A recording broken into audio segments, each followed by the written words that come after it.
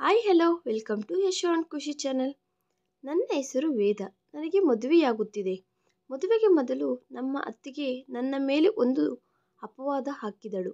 ಅದಕ್ಕೆ ನಾನು ತುಂಬ ಆತಂಕಗೊಂಡೆ. ನನಗೆ ಅಸಲು ನಂಬಲು ಆಗುತ್ತಿಲ್ಲ. ನಾನು ಎಷ್ಟೋ ನಂಬಿದ, ಎಷ್ಟೋ ಇಷ್ಟಪಟ್ಟ ನಮ್ಮ ಅತ್ತಿಗೆ ನನ್ನ ಮೇಲೆ ಇಷ್ಟು ದೊಡ್ಡ ಅಪವಾದ ಹಾಕುತ್ತಾಳೆಂದು ಅಸಲು ಅಂದುಕೊಳ್ಳಲಿಲ್ಲ. ಈ ಅಪವಾದದಿಂದ ಮದುವೆ ಹುಡುಗನವರು ಮದುವೆ ಮಾಡಿಕೊಳ್ಳದೆ ಹೊರಟು ಹೋದರು.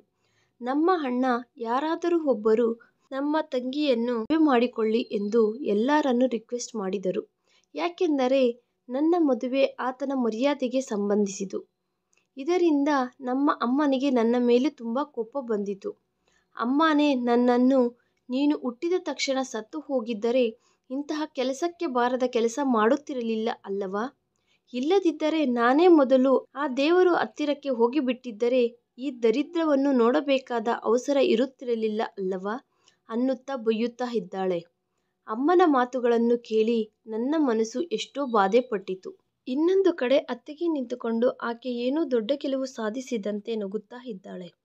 ಈಗ ನನ್ನ ಜೀವನಕ್ಕೆ ಸಂಬಂಧಿಸಿದ ಒಂದು ದೊಡ್ಡ ನಿರ್ಣಯ ನಡೆಯುತ್ತದೆ. ಮದುವೆಯ ಹುಡುಗನವರು ಹೊರಟು ಹೋಗಿದ್ದರಿಂದ ಅಣ್ಣನ ಮರ್ಯಾದೆ ಪೂರ್ತಿಯಾಗಿ ಹೋಗಿದೆ ಎಂದು ನನ್ನನ್ನು ಇನ್ಯಾರೂ ಮದುವೆ ಮಾಡಿಕೊಳ್ಳುವುದಿಲ್ಲವೇನೋ ಎಂದು ಆತನನ್ನು ಆತನೇ ಬೈದುಕೊಳ್ಳುತ್ತಾ ಅಳುತ್ತಾ ಇದ್ದಾನೆ ಅಣ್ಣ. ಆಗಲೇ ನಮ್ಮ ಊರಿನಲ್ಲಿ ತರಕಾರಿ ಮಾರುವ ಒಬ್ಬ ವ್ಯಕ್ತಿ ಮುಂದಕ್ಕೆ ಬಂದನು. ನನ್ನನ್ನು ಮದುವೆ ಮಾಡಿಕೊಳ್ಳುತ್ತೇನೆ ಅಂದನು. ನಮ್ಮ ಅಣ್ಣ ಆತನ ಜೊತೆ ನನ್ನ ಮದುವೆ ನಡೆಸಿದನು. ಆದರೆ ನನಗೆ ಆತನನ್ನು ಮದುವೆ ಮಾಡಿಕೊಳ್ಳುವುದು ಇಷ್ಟ ಇಲ್ಲ. ಆದರೆ ಈಗ ಮನೆಯ ಮರ್ಯಾದೆಗೆ ಸಂಬಂಧಿಸಿದ ವಿಷಯ. ಅದು ಅಲ್ಲದೆ ನನ್ನ ಮೇಲೆ ಬಿದ್ದ ಮಚ್ಚೆಯಿಂದ ನನಗೆ ಇನ್ನು ಜೀವನದಲ್ಲಿ ಮದುವೆಯಾಗುವುದಿಲ್ಲ. ಅದಕ್ಕೆ ನಾನು ನನ್ನ ಕೋರಿಕೆಯನ್ನು ಅವರಿಗೆ ಹೇಳಲಾಗಲಿಲ್ಲ. ಮೌನವಾಗಿ ನಮ್ಮ ಅಣ್ಣ ಹೇಳಿದಂತೆ ಕೇಳಿ ಸಾಧಾರಣವಾದ ತರಕಾರಿ ಮಾರುವವನನ್ನು ಮದುವೆ ಮಾಡಿಕೊಂಡೆ. ಆತನು ಮನೆ ಮನೆಗೂ ತಿರುಗುತ್ತಾ ತರಕಾರಿ ಮಾರುತ್ತಾ ದಿನಕ್ಕೆ ಎಷ್ಟೋ ಒಂದಷ್ಟು ಸಂಪಾದಿಸಿಕೊಳ್ಳುವವನು. ಮದುವೆ ಆದ ನಂತರ ನಾನು ಅವರ ಮನೆಗೆ ಹೋಗಿ ರೂಮಿನಲ್ಲಿ ಕುಳಿತುಕೊಂಡು ನನ್ನ ದುರದೃಷ್ಟ ಜಾತಕವನ್ನು ನೆನಪು ಮಾಡಿಕೊಳ್ಳುತ್ತಾ ಅಳುತ್ತಿದ್ದೆ. ಆಗಲೇ ರೂಮಿನೊಳಗಡೆ ಬಂದ ನನ್ನ ಗಂಡ ನನ್ನ ಪಕ್ಕದಲ್ಲಿ ಕುಳಿತುಕೊಂಡು ಹೇಳಿದ ಮಾತುಗಳು ಕೇಳಿ ನನಗೆ ಉಸಿರು ನಿಂತು ಹೋದಷ್ಟು ಕೆಲಸವಾಯಿತು. ನಾನು ಅಸಲು ಊಹಿಸಿರಲಿಲ್ಲ. ನಾನು ಮದುವೆ ಮಾಡಿಕೊಳ್ಳುವ ಹುಡುಗ ಎಷ್ಟೊಂದು ದುಷ್ಟನು. ನನಗೆ ಒಬ್ಬನೇ ಅಣ್ಣ ಇದ್ದಾನೆ. ನಾವು ಎಷ್ಟೋ ಸಂತೋಷವಾಗಿ ಅಣ್ಣನಿಗೆ ಮದುವೆ ಮಾಡಿ ಅತ್ತಿಗೆಯನ್ನು ಮನೆಗೆ ಕರೆದುಕೊಂಡು ಬಂದೆವು. ನನಗೆ ಅಕ್ಕ ತಂಗಿ ಯಾರೂ ಇಲ್ಲ. ಅದಕ್ಕೆ ಆಕೆಯ ಜೊತೆ ಜಾಸ್ತಿ ಸಮಯ ಕಳೆಯಬೇಕೆಂದು ಅಂದುಕೊಂಡೆ. ನಾವು ದೇವನಹಳ್ಳಿ ಹತ್ತಿರದಲ್ಲಿ ಇರುತ್ತಿದ್ದೆವು. ನಾವು ಊರಿನಲ್ಲಿ ಎಷ್ಟೋ ಪ್ರೇಮಾಭಿಮಾನದಿಂದ ಗೌರವದಿಂದ ಬದುಕುತ್ತಿದ್ದೆವು. ಅಣ್ಣ ಸಿಟಿಯಲ್ಲಿ ಜಾಬ್ ಮಾಡುತ್ತಿದ್ದನು. ನಾವು ಮನೆಯಲ್ಲಿ 4 ಜನ ಇರುತ್ತಿದ್ದೆವು. ನಮ್ಮ ತಂದೆ ತಾಯಿ, ನಾನು ಮತ್ತೆ ಅಣ್ಣ. ನಾವೆಲ್ಲರೂ ಅಣ್ಣನನ್ನು ಎಷ್ಟೋ ಪ್ರೀತಿಸುತ್ತಿದ್ದೆವು. ಮನೆಯಲ್ಲಿ ಆತ ಹೇಳಿದ್ದೇ ನಡೆಯುತ್ತಿತ್ತು. ಆತನಿಗೆ ಒಬ್ಬ ಹುಡುಗಿಯ ಜೊತೆ ಪರಿಚಯ ಪ್ರೀತಿಯಾಗಿ ಬದಲಾಯಿತು. ಆತ ಆ ವಿಷಯವನ್ನು ಮನೆಯಲ್ಲಿ ಹೇಳಿದಾಗ ನಮಗೆ ಯಾರಿಗೂ ಯಾವುದೇ ಅಭ್ಯಂತರ ಅನಿಸಲಿಲ್ಲ. ಆತ ಅತ್ತಿಗೆಯ ಫೋಟೋ ತೋರಿಸಿದಾಗ ನಾವು ತುಂಬ ಸಂತೋಷಪಟ್ಟೆವು. ಯಾಕೆಂದರೆ ಅತ್ತಿಗೆ ಸುಂದರವಾಗಿ ಇದ್ದಾಳೆ ಮತ್ತೆ ತುಂಬ ಚೆನ್ನಾಗಿ ಓದಿಕೊಂಡಿದ್ದಾಳೆ. ಆದರೆ ದೊಡ್ಡ ಕುಟುಂಬಕ್ಕೆ ಸೇರಿದವಳು. ಈ ವಿಷಯ ಅಣ್ಣ ಹೇಳಿದಾಗ ನಮ್ಮ ತಂದೆ ತಾಯಿ ಎಂತಹುದೇ ವ್ಯತಿರೇಕತೆ ತೋರಿಸಲಿಲ್ಲ. ಯಾಕೆಂದರೆ ನಾವು ಸಹ ಮಿಡಿಲ್ ಕ್ಲಾಸ್ನಿಂದ ಬಂದವರೇ. ಅಣ್ಣ ಅಮ್ಮವರಿಗೆ ಫೋನ್ ಮಾಡಿ ನೀವು ರಮ್ಯಾ ಮನೆಗೆ ಹೋಗಿ ಮದುವೆ ಸಂಬಂಧ ಕೇಳಿ ಅಂದನು. ಅಣ್ಣ ಹೇಳಿದ ಮರುಕ್ಷಣನೇ ನಮ್ಮ ತಂದೆ ಮತ್ತು ತಾಯಿ ಮರುದಿನ ಅವರ ಮನೆಗೆ ಹೋಗಿ ಅವರ ಜೊತೆ ಮಾತನಾಡಿ ಮದುವೆ ಫಿಕ್ಸ್ ಮಾಡಿಕೊಂಡರು. ಅಣ್ಣನ ಮದುವೆ ತುಂಬ ಸಂತೋಷವಾಗಿ ಎಂಜಾಯ್ ಮಾಡಿದೆ. ನಮ್ಮ ಅತ್ತಿಗೆ ಅವರ ಚಿಕ್ಕಮ್ಮನ ಮನೆ ನಮ್ಮ ಬೀದಿಯಲ್ಲಿಯೇ ಇತ್ತು. ಅತ್ತಿಗೆ ಮನೆಗೆ ಬಂದಿದ್ದರಿಂದ ಮನೆಯ ವಾತಾವರಣವೆಲ್ಲ ಬದಲಾಯಿತು. ನಮ್ಮ ತಂದೆ ತಾಯಿ ಎಷ್ಟೋ ಆನಂದವಾಗಿ ಅತ್ತಿಗೆಯನ್ನು ಆಹ್ವಾನಿಸಿದರು. ಆಕೆಯನ್ನು ಸೊಸೆಯಾಗಿ ಅಲ್ಲದೆ ಮಗಳಂತೆ ಅಭಿಮಾನಿಸುತ್ತಿದ್ದರು. ಆದರೆ ಸ್ವಲ್ಪ ಕಾಲದ ನಂತರ ಅತ್ತಿಗೆಯ ಪ್ರವರ್ತನೆ ನನ್ನ ಜೊತೆ ಸರಿಯಾಗಿ ಇಲ್ಲ ಅನಿಸಿತು. ಆಕೆ ನನ್ನನ್ನು ಇಷ್ಟಪಡುತ್ತಿಲ್ಲ ಎಂದು ಅನಿಸಿತು. ನಾನು ಯಾವಾಗ ಆಕೆಯ ಜೊತೆ ಮಾತನಾಡಬೇಕೆಂದು ಪ್ರಯತ್ನಿಸಿದರೂ ಆಕೆ ಸಿಡುಕಿನಿಂದ ಸಮಾಧಾನ ಹೇಳುತ್ತಿದ್ದಳು. ಅಣ್ಣ ನನ್ನ ಜೊತೆ ಪ್ರೀತಿಯಿಂದ ಮಾತನಾಡಿದಾಗ ಸಹ ಆಕೆ ಸಹಿಸುತ್ತಿರಲಿಲ್ಲ. ಅಣ್ಣ ಕೇವಲ ಆಕೆಯ ಜೊತೆನೇ ಪ್ರೀತಿಯಿಂದ ಅಭಿಮಾನದಿಂದ ಇರಬೇಕು ಅಂದುಕೊಳ್ಳುತ್ತಾಳೆ. ಆತ ನನಗೆ ಅಣ್ಣ. ಆತನ ಮನಸ್ಸಿನಲ್ಲಿ ನನ್ನ ಮೇಲೆ ಪ್ರತ್ಯೇಕವಾದ ಸ್ಥಾನ ಇದೆ. ಹಾಗೆ ಅತ್ತಿಗೆ ಮೇಲೆ ಸಹ ಪ್ರತ್ಯೇಕವಾದ ಸ್ಥಾನ ಇದೆ. ಅಂತಹುದರಲ್ಲಿ ಅತ್ತಿಗೆ ನನ್ನ ಮೇಲೆ ಯಾಕೆ ಅಸಹನೆ ತೋರಿಸುತ್ತಾಳೋ ಅರ್ಥ ಆಗುತ್ತಿಲ್ಲ. ಕಾಲ ಕಳೆಯುತ್ತಾ ಇದೆ. ಅಂದುಕೊಳ್ಳದೆ ನಮ್ಮ ತಂದೆಯ ಅನಾರೋಗ್ಯದಿಂದ ಆತ ತೀರಿಕೊಂಡರು. ನಮ್ಮ ತಂದೆ ತೀರಿಕೊಂಡಾಗ ನಮ್ಮ ಅಮ್ಮ ತುಂಬ ಅತ್ತಳು. ಅಮ್ಮ ಅಳುತ್ತಾ, ನಿಮ್ಮ ಅಣ್ಣನ ಮದುವೆ ನೋಡಿದೆ. ನಿನ್ನ ಮದುವೆ ಸಹ ಬೇಗ ಆದರೆ ನನ್ನ ಜವಾಬ್ದಾರಿ ತೀರಿ ಹೋಗುತ್ತದೆ ಅಂದಳು. ಅಣ್ಣ ಅಮ್ಮನಿಗೆ ಮಾತು ಕೊಟ್ಟನು, ತಂಗಿಗೆ ಏನೂ ಕಡಿಮೆ ಮಾಡದೆ ಮದುವೆ ಮಾಡುತ್ತೇನೆ ಎಂದು. ನಮ್ಮ ತಂದೆ ತೀರಿಕೊಂಡ ನಂತರ ಅಮ್ಮನಿಗೆ ನನ್ನ ಮದುವೆಯ ಭಯ ಹಿಡಿದುಕೊಂಡಿತು. ಅಮ್ಮ ನನಗೆ ಆರೋಗ್ಯ ಸರಿಯಾಗಿ ಇಲ್ಲ, ನಾನು ಬದುಕಿರುವಾಗಲೇ ನಿನಗೆ ಮದುವೆ ಮಾಡಬೇಕೆಂದು ಅಂದುಕೊಳ್ಳುತ್ತಿದ್ದೇನೆ ಅಂದಳು. ಆದರೆ ಈ ವಿಷಯದ ಮೇಲೆ ನಾನು ಏನು ಮಾತನಾಡಬಲ್ಲೆ? ನಾನು ಮೌನವಾಗಿ ಇರುತ್ತಿದ್ದೆ. ನನಗಿಂತ ದೊಡ್ಡವರು ನನ್ನ ಒಳ್ಳೆಯದನ್ನೇ ಕೋರಿಕೊಳ್ಳುತ್ತಾರೆ. ಅವರು ಎಂತಹ ನಿರ್ಣಯ ತೆಗೆದುಕೊಂಡರೂ ಅದಕ್ಕೆ ನಾನು ಕಟ್ಟುಬಿದ್ದು ಇರುತ್ತೇನೆ ಎಂದು ನಿರ್ಣಯಿಸಿಕೊಂಡೆ. ಅಮ್ಮ ನನಗೋಸ್ಕರ ಸಂಬಂಧಗಳು ನೋಡಲು ಶುರು ಮಾಡಿದಳು. ಮನೆಯಲ್ಲಿ ಕೆಲಸ ಎಲ್ಲ ಅಮ್ಮನೇ ಮಾಡುತ್ತಿದ್ದಳು. ಆಕೆ ಅತ್ತಿಗೆಯ ಬಗ್ಗೆ ಅಣ್ಣನಿಗೆ ಯಾವುದೇ ದೂರುಗಳು ಹೇಳುತ್ತಿರಲಿಲ್ಲ. ನಾನು ಅಣ್ಣನಿಗೆ ವಿಷಯ ಅರ್ಥವಾಗುವ ಹಾಗೆ ಹೇಳಿ ಎಲ್ಲ ಹೇಳುತ್ತಿದ್ದೆ. ಆದರೆ ಅವರ ದೃಷ್ಟಿಯಲ್ಲಿ ನನ್ನ ಸ್ಥಾನ ಕಡಿಮೆ ಮಾಡಿಕೊಳ್ಳಲಾರೆ. ನನ್ನ ಮಗ ಅರವಿಂದ್ ಬಂದಾಗ ಸೊಸೆ ಎಲ್ಲ ಕೆಲಸಗಳು ಮಾಡುತ್ತಾಳೆ ಅಲ್ಲವಾ ಎಂದು ಅಮ್ಮ ಸಮಾಧಾನ ಹೇಳಿದಳು. ಅಣ್ಣ ನನ್ನ ಮದುವೆಗೆ ಬೇಕಾದ ವಸ್ತುಗಳನ್ನು ಸಿದ್ಧಗೊಳಿಸುತ್ತಿದ್ದಾನೆ. ಮನೆಯಲ್ಲಿ ಮದುವೆ ಸಂಬಂಧಿಸಿದ ಮಾತುಗಳು ನಡೆಯುತ್ತಾ ಇದ್ದಾವೆ. ಆದರೆ ಯಾಕೋ ಅತ್ತಿಗೆಗೆ ಇದೆಲ್ಲ ಇಷ್ಟ ಆಗುತ್ತಿರಲಿಲ್ಲ. ಇನ್ನು ವೇದಾಗೆ ಮದುವೆ ಫಿಕ್ಸ್ ಆಗುವುದಕ್ಕಿಂತ ಮೊದಲೇ ನೀವು ಆಗಲೇ ವರದಕ್ಷಿಣೆಗೆ ಸಂಬಂಧಿಸಿದ ವಸ್ತುಗಳು ಯಾಕೆ ತರುತ್ತಿದ್ದೀರಿ ಅಂದಳು. ವೇದ ನನ್ನ ಒಬ್ಬೇ ಒಬ್ಬ ತಂಗಿ. ಆಕೆಗೆ ಏನೂ ಕಡಿಮೆ ಆಗದಂತೆ ಮದುವೆ ಮಾಡಬೇಕು. ಆಕೆ ಅವರ ಅತ್ತೆಯವರ ಮನೆಯಲ್ಲಿ ಯಾವುದೇ ಕೊರತೆ ಇಲ್ಲದೆ ಆನಂದವಾಗಿ ಬದುಕಬೇಕು. ಸ್ವಲ್ಪ ಕಾಲ ಕಳೆಯಿತು. ನನಗೆ ಒಂದು ಸಂಬಂಧ ಬಂದಿತು. ಆ ಸಂಬಂಧದ ಬಗ್ಗೆ ತಿಳಿದು ಅಮ್ಮ ಮತ್ತು ಅಣ್ಣ ತಕ್ಷಣ ಸರಿ ಅಂದರು. ಯಾಕೆಂದರೆ ಹುಡುಗ ಸಿಟಿಯಲ್ಲಿ ಜಾಬ್ ಮಾಡುತ್ತಿದ್ದಾನೆ. ಅಷ್ಟೇ ಅಲ್ಲದೆ ನಮ್ಮ ಊರಿನಲ್ಲಿಯೇ ಶ್ರೀಮಂತರ ಒಬ್ಬರ ಮಗ ಆತ. ಈ ಸಂಬಂಧ ಅವರಾಗಿ ಅವರೇ ನಮ್ಮ ಮನೆಗೆ ಬಂದಿದ್ದರಿಂದ ನಮ್ಮ ಮನೆಯಲ್ಲಿ ಎಲ್ಲರೂ ತುಂಬ ಸಂತೋಷಪಟ್ಟರು. ಒಬ್ಬ ನಮ್ಮ ಅತ್ತಿಗೆ ಬಿಟ್ಟರೆ. ಮದುವೆಯ ಹುಡುಗನವರು ತಕ್ಷಣವೇ ಎಂಗೇಜ್ಮೆಂಟ್ ಮಾಡಿಕೊಳ್ಳಬೇಕೆಂದು ಹೇಳಿದರು. ಅದು ಸಹ ತುಂಬ ಗ್ರ್ಯಾಂಡ್ ಆಗಿ ನಡೆಯಿತು. ನಾನು ಈ ಸಂಬಂಧದಿಂದ ತುಂಬ ಸಂತೋಷಪಟ್ಟೆ. ನನ್ನನ್ನು ಮದುವೆ ಮಾಡಿಕೊಳ್ಳುವ ಹುಡುಗ ಈಗ ನನ್ನ ಬಗ್ಗೆ ಆಲೋಚಿಸುತ್ತಾ ನನ್ನ ಕೋರಿಕೆಗಳನ್ನು ತೀರಿಸುವವನೇ ನನ್ನ ಗಂಡನಾಗಿ ಬರಬೇಕೆಂದು ಕೋರಿಕೊಂಡೆ. ನಾನು ಮದುವೆ ಮಾಡಿಕೊಳ್ಳುವ ಹುಡುಗ ರಜಿತ್ ತುಂಬ ಒಳ್ಳೆಯವನು. ನಮ್ಮ ಊರಿನಲ್ಲಿಯೇ ಎಲ್ಲರಿಗಿಂತ ತುಂಬ ಸುಂದರವಾಗಿರುವವನು. ಆತನನ್ನು ಇಷ್ಟಪಡದೇ ಇರುವ ಹುಡುಗಿಯವರಂತೂ ಈ ಊರಿನಲ್ಲಿ ಯಾರೂ ಇರುವುದಿಲ್ಲ. ನನಗೆ ನಾನು ಎಷ್ಟೋ ಅದೃಷ್ಟವಂತಳೆಂದು ಭಾವಿಸಿದೆ. ಆದರೆ ಎಂಗೇಜ್ಮೆಂಟ್ ದಿನ ನಡೆದ ಒಂದು ವಿಷಯದಿಂದ ನನ್ನ ಸಂತೋಷಗಳೆಲ್ಲ ದೂರವಾದವು. ನನಗೆ ಎಂಗೇಜ್ಮೆಂಟ್ ನಡೆಯಿತು. ಈ ಸಂಬಂಧದಿಂದ ನಾನು ತುಂಬ ಸಂತೋಷವಾಗಿ ಇದ್ದೇನೆ ಎಂದು ನಮ್ಮ ಮನೆಯವರೆಲ್ಲರೂ ಗಮನಿಸಲು ಶುರು ಮಾಡಿದರು. ರಜಿತ್ ಅವರ ನೆಂಟರು ಮತ್ತು ಆತನ ತಂದೆ ತಾಯಿ ನಮ್ಮ ಅಣ್ಣನ ಜೊತೆ ಕೆಲವು ಮುಖ್ಯವಾದ ವಿಷಯಗಳನ್ನು ಚರ್ಚಿಸಿದರು. ನಮ್ಮ ಮಗ ಒಂದು ದೊಡ್ಡ ಸಿಟಿಯಲ್ಲಿ ಓದಿಕೊಂಡು ಬಂದಿದ್ದಾನೆ. ಹಾಗೆ ನಮ್ಮ ಹತ್ತಿರ ಹಣಕ್ಕೆ ಕೊರತೆ ಇಲ್ಲ. ನಾವು ನಿಮ್ಮ ಜೊತೆ ಕೊಟ್ಟು ತೆಗೆದುಕೊಳ್ಳುವ ವಿಷಯದ ಬಗ್ಗೆ ಮಾತನಾಡಬೇಕು ಅಂದುಕೊಳ್ಳುತ್ತಿದ್ದೇವೆ. ಈ ಮಾತನ್ನು ಕೇಳಿ ನಮ್ಮ ಅಣ್ಣ ಆಶ್ಚರ್ಯಪಟ್ಟನು. ಅವರು ಹೇಳಿದ್ದು ಏನೆಂದರೆ, ನಮ್ಮ ಹುಡುಗ ತುಂಬ ಸುಂದರವಾಗಿರುತ್ತಾನೆ ಮತ್ತು ಬುದ್ಧಿವಂತನು. ನಾವು ಬೇಕು ಅಂದುಕೊಂಡರೆ ನಿಮ್ಮ ಹುಡುಗಿಗಿಂತ ಸುಂದರವಾಗಿ ಇರುವ, ತುಂಬ ಹಣ ಇರುವ ತುಂಬ ಜನ ಹುಡುಗಿಯರು ಕರೆದುಕೊಂಡು ಬರುತ್ತಿದ್ದೆವು. ಆದರೆ ನಾವು ನಿಮ್ಮ ತಂಗಿಯನ್ನು ಸೆಲೆಕ್ಟ್ ಮಾಡಿಕೊಂಡಿದ್ದೇವೆ. ಯಾಕೆಂದರೆ ನಮ್ಮ ಮಗ ರಜಿತ್ಗೋಸ್ಕರ. ನಿಮ್ಮ ಹುಡುಗಿ ನಮಗೆ ತುಂಬ ಇಷ್ಟ ಆದಳು ಎಂದು ಅದರ ಅರ್ಥ. ನೀವು ಏನು ಹೇಳುತ್ತಿದ್ದೀರಾ? ನನಗೆ ಅರ್ಥ ಆಗುತ್ತಿಲ್ಲ. ನೀವು ಎಂತಹುದು ಕೊಟ್ಟು ತೆಗೆದುಕೊಳ್ಳುವುದರ ಬಗ್ಗೆ ಮಾತನಾಡುತ್ತಿದ್ದೀರೋ ಎಂದು ಅಣ್ಣ ಅಂದಿದ್ದರಿಂದ ನಮಗೆ ವರದಕ್ಷಿಣೆಯಾಗಿ 50 ಗ್ರಾಂ ಬಂಗಾರ, 20 ಲಕ್ಷ ಹಣ ಮತ್ತು ಅತ್ಯಂತ ವಿಲಾಸವಂತವಾದ ಮನೆಯ ಸಾಮಾನುಗಳು ಬೇಕೆಂದು ಈ ಮಾತು ಕೇಳಿಸಿಕೊಂಡ ನಮ್ಮ ಅಣ್ಣ ಪ್ರಜ್ಞೆ ತಪ್ಪಿದಷ್ಟು ಕೆಲಸವಾಯಿತು. ನೀವು ಏನು ಹೇಳುತ್ತಿದ್ದೀರಾ? ಇಷ್ಟು ದೊಡ್ಡ ಮೊತ್ತದ ಹಣ ನಾವು ಎಲ್ಲಿಂದ ತೆಗೆದುಕೊಂಡು ಬರಬೇಕು? ನಾನೊಬ್ಬ ಸಾಧಾರಣ ಉದ್ಯೋಗಿ. ನಾನು ನನ್ನ ತಂಗಿಗೋಸ್ಕರ ಲಕ್ಸುರಿ ಸಾಮಾನುಗಳು ಮಾತ್ರನೇ ಕೊಡಬಲ್ಲೆನು.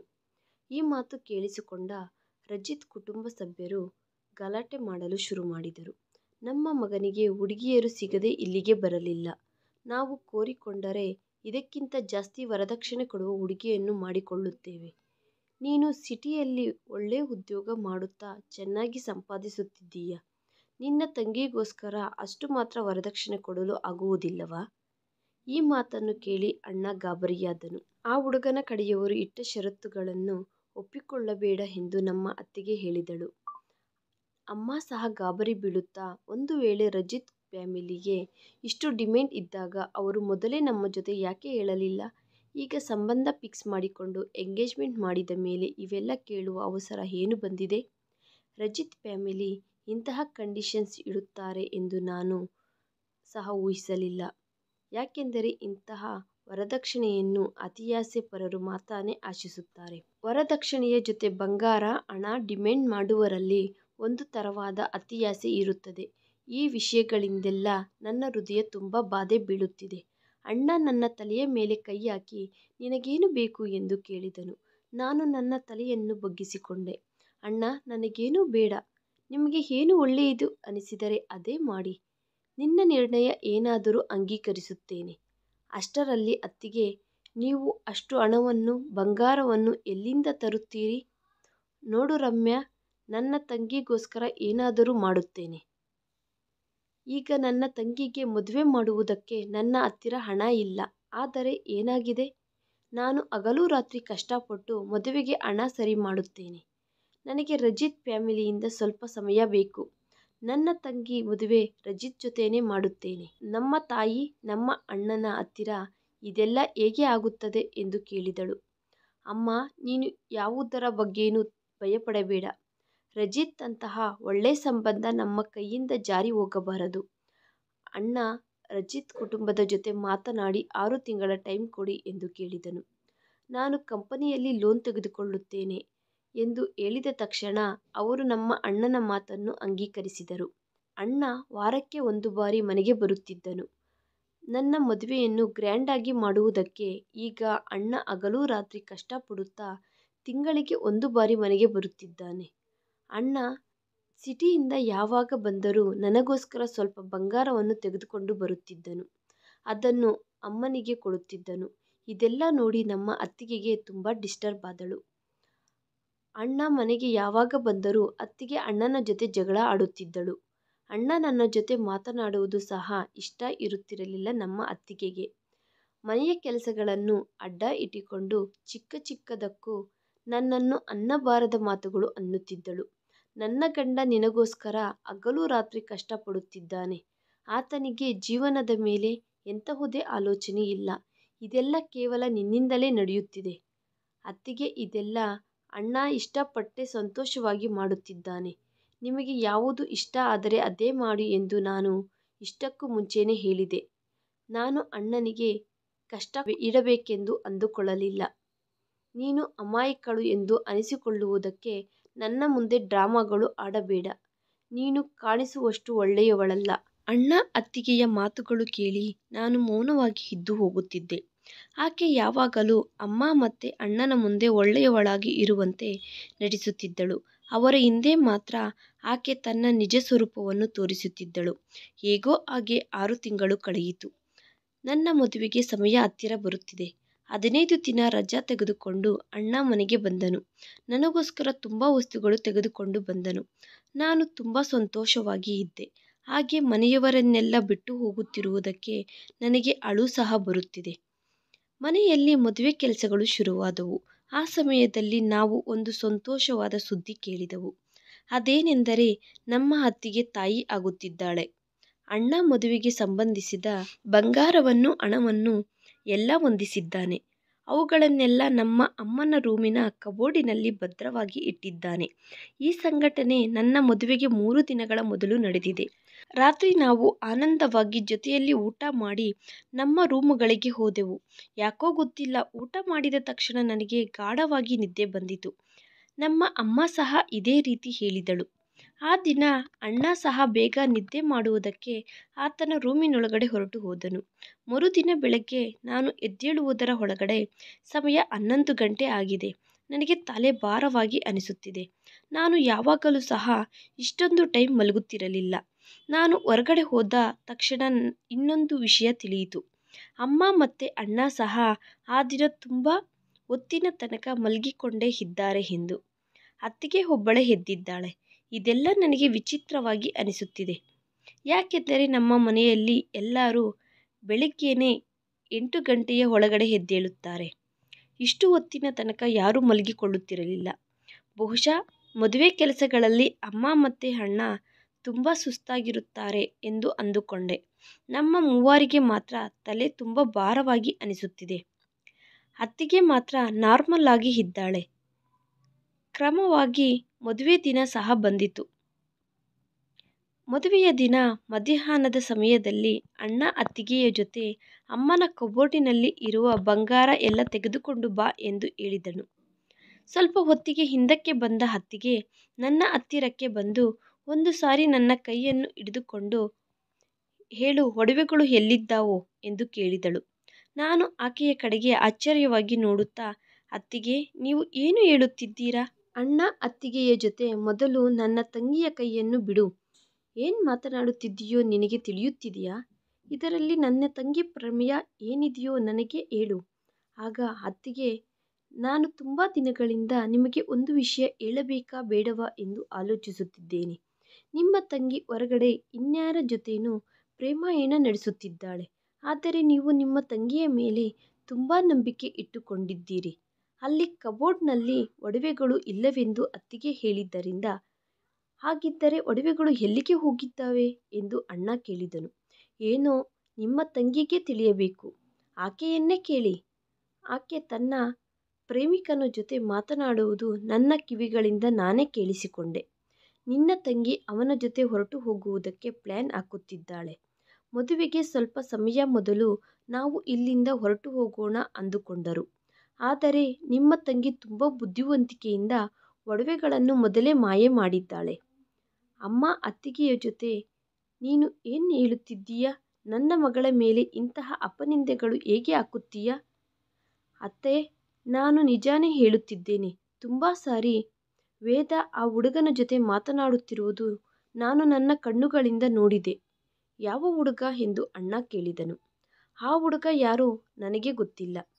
ನಿಮ್ಮ ತಂಗಿನೇ ಹೇಳುತ್ತಾಳೆ ಆತ ಯಾರು ಅನ್ನುವುದು ಎಂದು ಅತ್ತಿಗೆ ಹೇಳಿದ್ದರಿಂದ ನಾನು ಭಯಪಟ್ಟು ಅಣ್ಣನ ಕಡೆಗೆ ನೋಡಿದೆ. ನಮ್ಮ ಅಣ್ಣನ ಕಣ್ಣುಗಳಲ್ಲಿ ಕೋಪ ಸ್ಪಷ್ಟವಾಗಿ ಕಾಣಿಸುತ್ತಿದೆ. ಅಣ್ಣ, ಅಂತಹುದೇನೂ ಇಲ್ಲ. ಅತ್ತಿಗೆ ಸುಳ್ಳು ಹೇಳುತ್ತಿದ್ದಾಳೆ. ನಾನು ನಿನಗೆ ತಲೆನೋವು ತರಿಸುವ ಯಾವ ಕೆಲಸನೂ ಮಾಡುತ್ತಿಲ್ಲ. ಒಂದು ಕಡೆಯಿಂದ ಅಮ್ಮ ಸಹ ನನ್ನನ್ನು ಸಪೋರ್ಟ್ ಮಾಡುತ್ತಾ ಮಾತನಾಡುತ್ತಾಳೆ. ಆದರೆ ಅತ್ತಿಗೆ ಮಾತ್ರ ಅಣ್ಣನನ್ನು ನನ್ನ ಮೇಲೆ ರಚ್ಚಿಗೆಬ್ಬಿಸುವ ಕೆಲಸವಾಗಿ ಮಾಡಿಕೊಂಡಳು. ಅತ್ತಿಗೆಯ ಮಾತುಗಳನ್ನು ನಂಬಿದ ಅಣ್ಣ ನಾನು ಆ ಬಂಗಾರ ಎಲ್ಲ ಕದ್ದಿದ್ದೇನೆ ಎಂದು ನಂಬುತ್ತಿದ್ದಾನೆ. ಹಾಗೆ ನಾನು ಒಬ್ಬ ಹುಡುಗನ ಜೊತೆ ಅಫೇರ್ ಇಟ್ಟುಕೊಂಡಿದ್ದೇನೆ ಎಂದು ಅಂದುಕೊಳ್ಳುತ್ತಿದ್ದಾನೆ. ಅಣ್ಣ ಅಮ್ಮನ ಜೊತೆ, ಅಮ್ಮ, ಇನ್ಮೇಲೆ ಆಕೆಯ ಮೇಲೆ ಒಂದು ಕಣ್ಣಿಟ್ಟಿರು. ಆಕೆ ನಮ್ಮ ಗೌರವವನ್ನು ಮರ್ಯಾದೆಯನ್ನು ತೆಗೆದು ಹೋಗುವುದಕ್ಕಿಂತ ಮೊದಲೇ ಆಕೆಯನ್ನು ರೂಮಿನಲ್ಲಿ ಬಂಧಿಸು. ಅಣ್ಣ ಮಾತು ಮಾತಿಗೂ ಆ ಬಂಗಾರವನ್ನು ಯಾರಿಗೆ ಕೊಟ್ಟೆ ಎಂದು ಕೇಳುತ್ತಲೇ ಇದ್ದನು.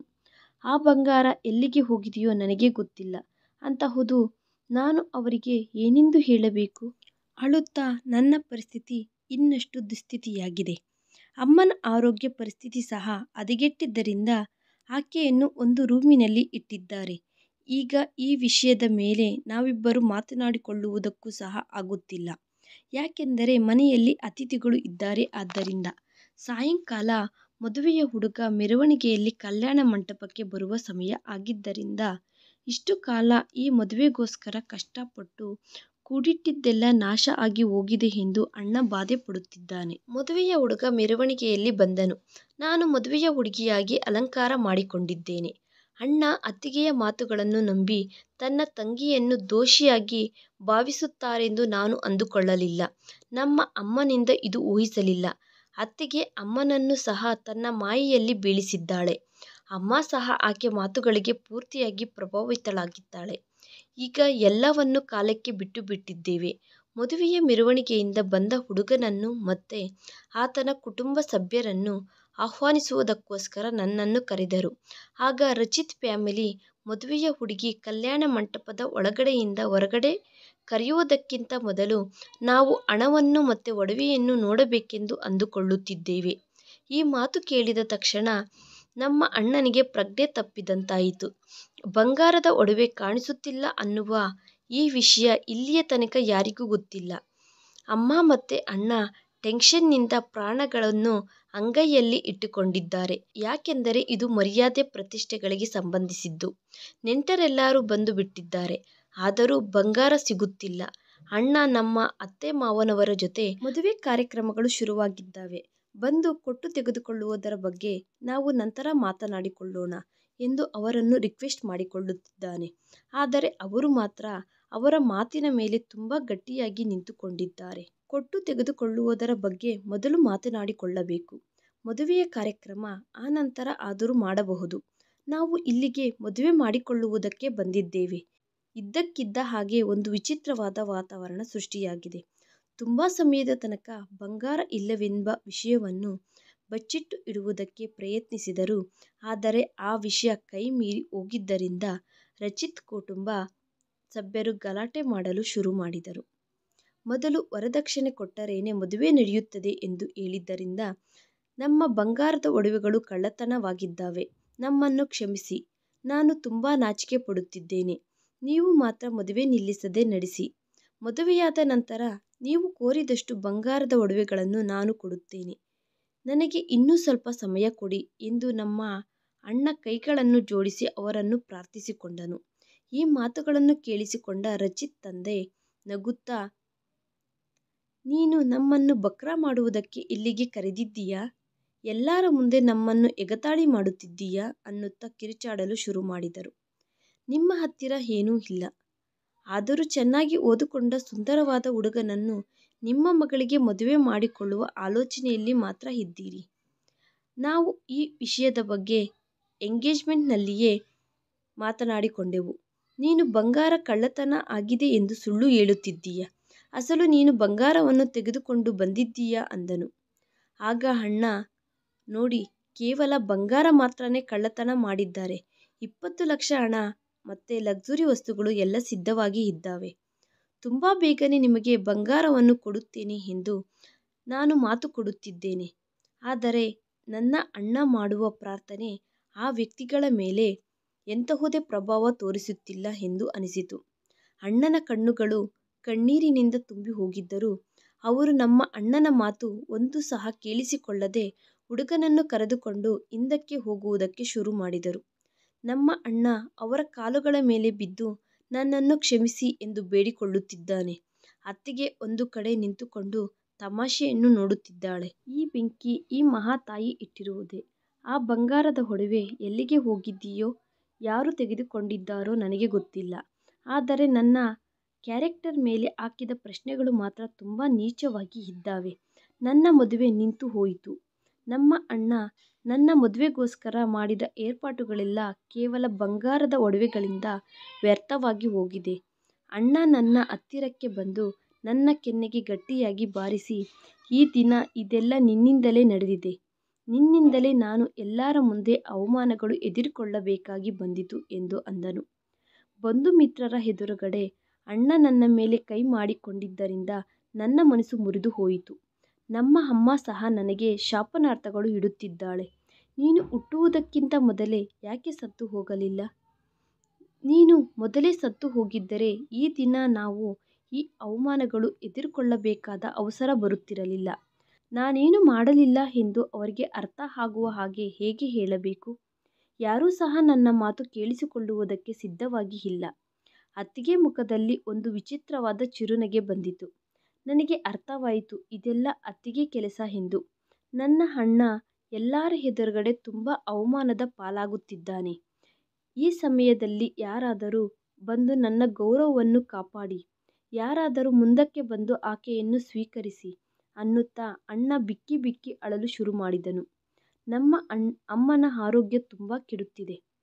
ಸುತ್ತಮುತ್ತಲು ಇರುವವರೆಲ್ಲ ನಿಂತುಕೊಂಡು ತಮಾಷೆ ನೋಡುತ್ತಿದ್ದಾರೆ. ಅಣ್ಣ ಹೀಗೆ ಹೇಳಲು ಶುರು ಮಾಡಿದನು. ಈಗ ನನ್ನ ತಂಗಿಯನ್ನು ಯಾರು ಮದುವೆ ಮಾಡಿಕೊಳ್ಳುತ್ತಾರೆ?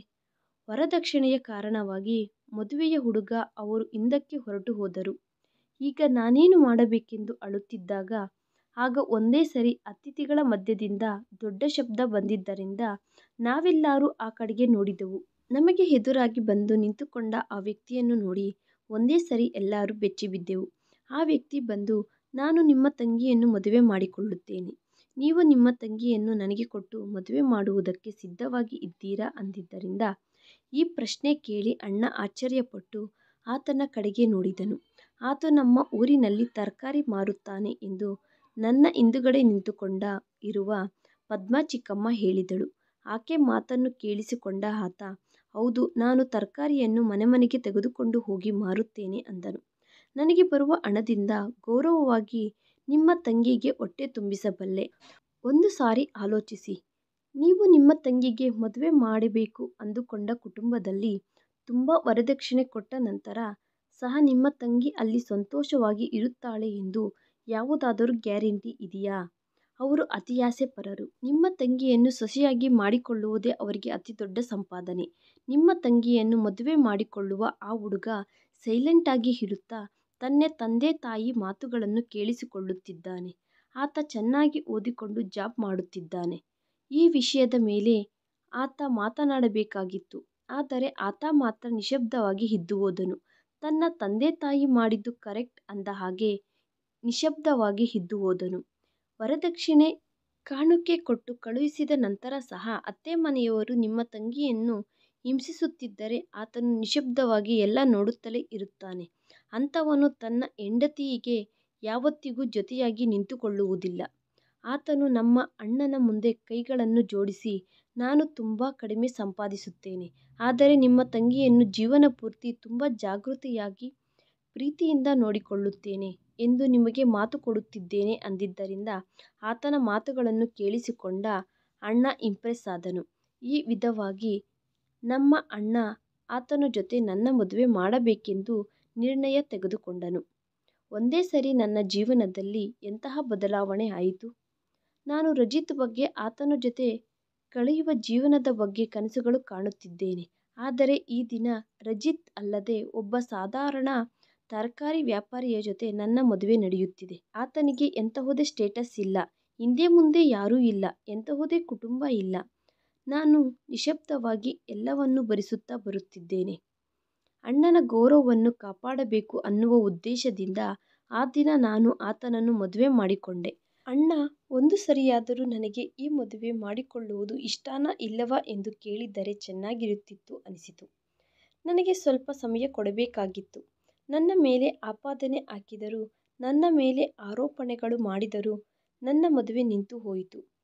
ಒಬ್ಬ ತರಕಾರಿ ಮಾರುವ ವ್ಯಕ್ತಿಯ ಜೊತೆ ನನ್ನ ಮದುವೆ ಮಾಡಿ ನಮ್ಮ ಅಣ್ಣ ಕೈ ತೊಳೆದುಕೊಂಡನು.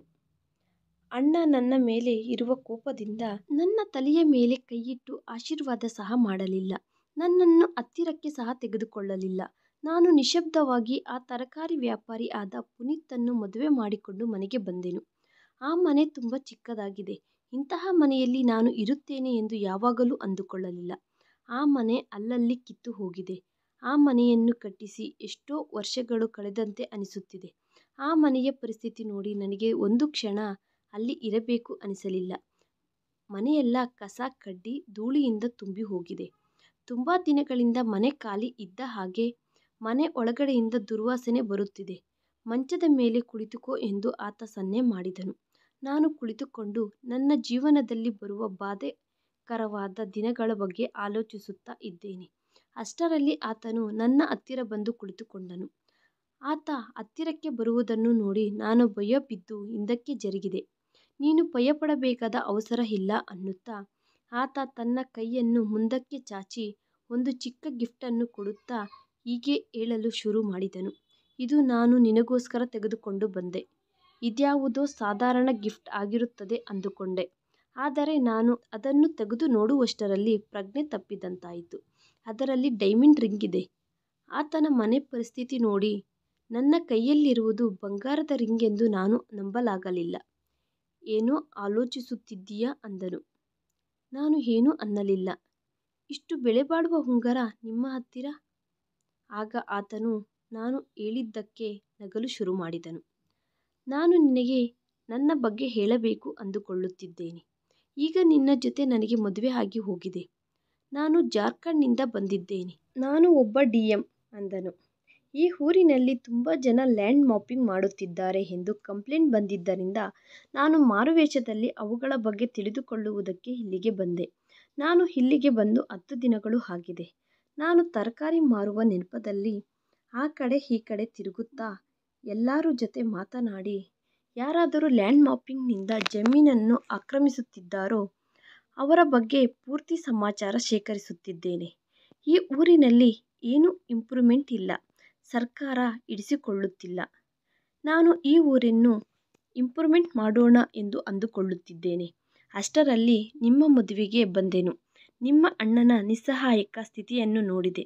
ವರದಕ್ಷಿಣೆ ಹಣ ಕೊಡದೇ ಇದ್ದಿದ್ದರಿಂದ ಮದುವೆಯ ಹುಡುಗ ಹಿಂದಕ್ಕೆ ಹೊರಟು ಹೋದನು.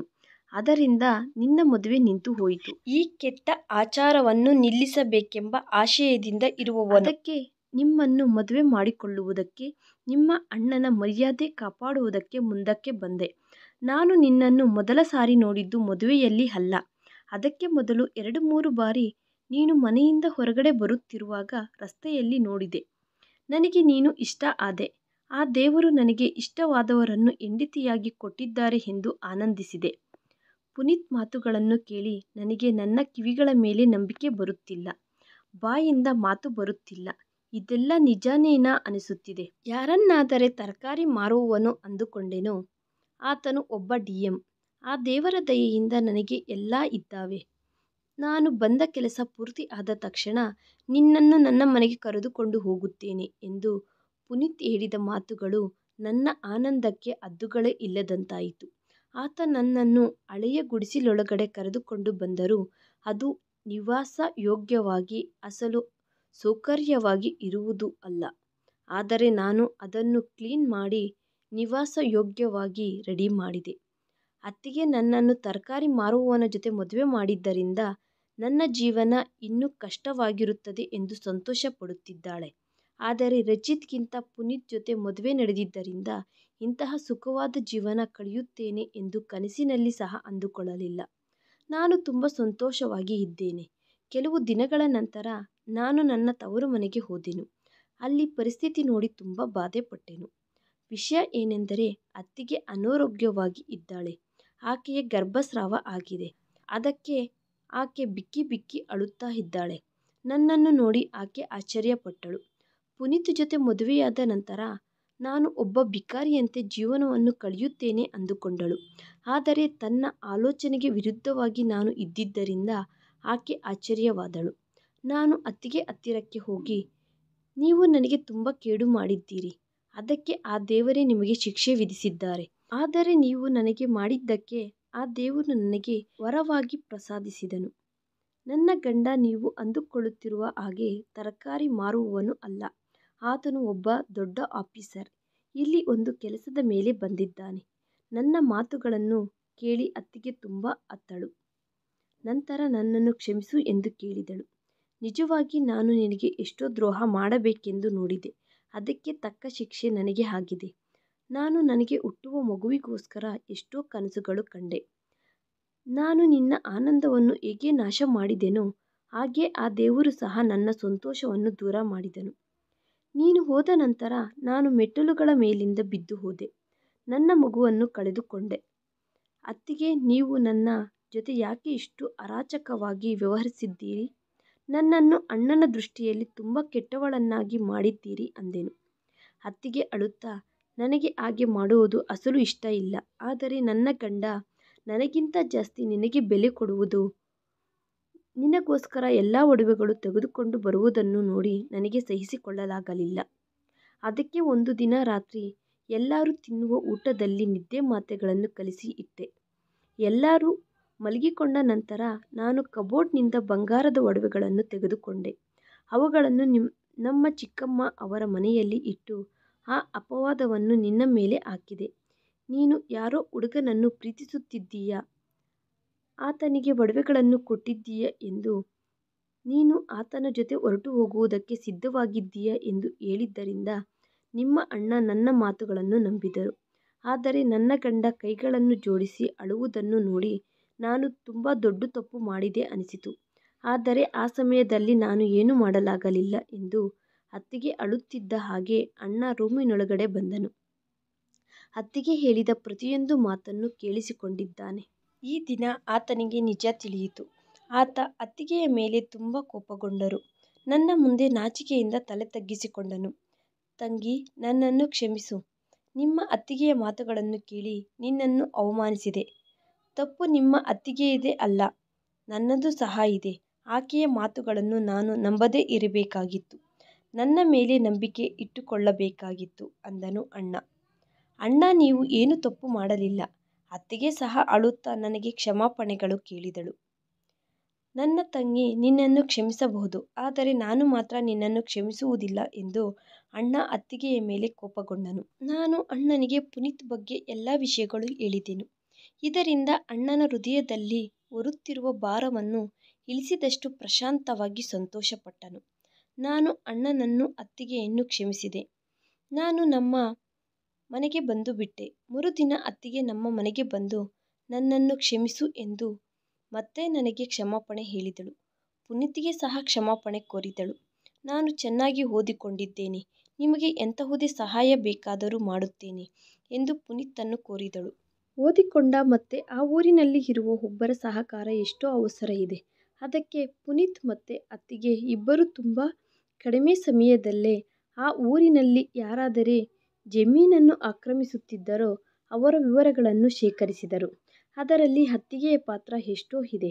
ಈ ವಿಷಯ ಯಾವಾಗ ಅಣ್ಣನಿಗೆ ತಿಳಿಯಿತೋ ಆಗ ಆತ ಅತ್ತಿಗೆಯನ್ನು ಮನಸ್ಫೂರ್ತಿಯಾಗಿ ಕ್ಷಮಿಸಿದನು.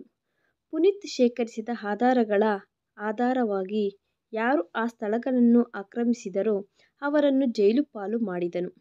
ಅತ್ತಿಗೆ ಅವರ ಚಿಕ್ಕಮ್ಮನ ಹತ್ತಿರ ಬಚ್ಚಿಟ್ಟಿದ್ದ ಒಡವೆಗಳನ್ನು ತೆಗೆದುಕೊಂಡು ಬಂದು ಅಣ್ಣನಿಗೆ ಕೊಟ್ಟಳು.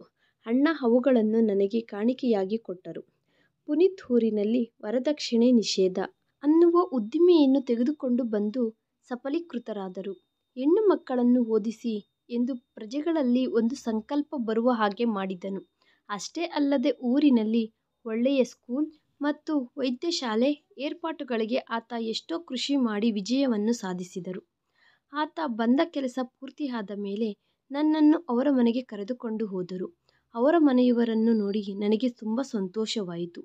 ನಮ್ಮ ಅತ್ತಿಗೆ ಈಗಲೂ ಆಕೆ ಮಾಡಿದ ತಪ್ಪಿಗೆ ಪಶ್ಚಾತ್ತಾಪ ಪಡುತ್ತಲೇ ಇದ್ದಾಳೆ. ವ್ಯಕ್ತಿಗೆ ಯಾವಾಗ ನಾನು ಮಾಡಿದ್ದು ತಪ್ಪು ಎಂದು ತಿಳಿಯುತ್ತದೆಯೋ ಅದನ್ನು ಬದಲಾಯಿಸಿಕೊಳ್ಳುವುದಕ್ಕೆ ಪ್ರಯತ್ನಿಸುತ್ತಾನೆ. ಅತ್ತಿಗೆ ಅದೇ ಕೆಲಸ ಮಾಡಿದಳು. ಆದರೆ ಆ ದೇವರು ಅತ್ತಿಗೆಗೆ ಗರ್ಭಶೋಕ ಉಳಿಸಿದನು. ಒಂದು ವೇಳೆ ನಾನೇ ತಪ್ಪು ಕೆಲಸ ಮಾಡಿದ್ದರೆ ನನಗೆ ಪುನೀತ್ ಅಂತಹ ಒಳ್ಳೆಯ ವ್ಯಕ್ತಿಯ ಜೊತೆ ಮದುವೆ ಆಗುತ್ತಿರಲಿಲ್ಲ. ನಾನು ಬಂದು ಬಿಟ್ಟೆ. ಅವರ ಕುಟುಂಬದ ಜೊತೆ ತುಂಬ ಸಂತೋಷವಾಗಿ ಇದ್ದೇನೆ. ನಾನು ಆ ದೇವರನ್ನು ಪ್ರಾರ್ಥಿಸುತ್ತಿದ್ದೇನೆ ನಮ್ಮ ಅತ್ತಿಗೆಗೆ ಮತ್ತೆ ಗರ್ಭವತಿ ಆಗಬೇಕೆಂದು. ಆಕೆ ಮಾಡಿದ ಒಂದು ತಪ್ಪು ಕೆಲಸದಿಂದ ನನಗೆ ಒಳ್ಳೆಯ ಗಂಡ ಮತ್ತು ಒಳ್ಳೆಯ ಕುಟುಂಬ ಸಿಕ್ಕಿದೆ. ಈ ವಿಡಿಯೋ ನಿಮಗೆ ಇಷ್ಟವಾಗಿದ್ದರೆ ಪ್ಲೀಸ್ ಲೈಕ್ ಮಾಡಿ, ಶೇರ್ ಮಾಡಿ, ಸಬ್ಸ್ಕ್ರೈಬ್ ಮಾಡ್ಕೊಳ್ಳಿ. Thanks for watching video.